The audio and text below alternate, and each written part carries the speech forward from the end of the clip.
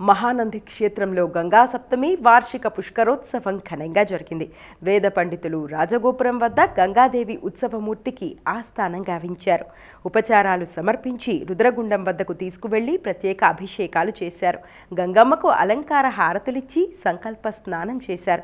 పలు ప్రాంతాల నుంచి భక్తులు వేదాదిగా తరలివచ్చి పుష్కర స్నానం చేశారు.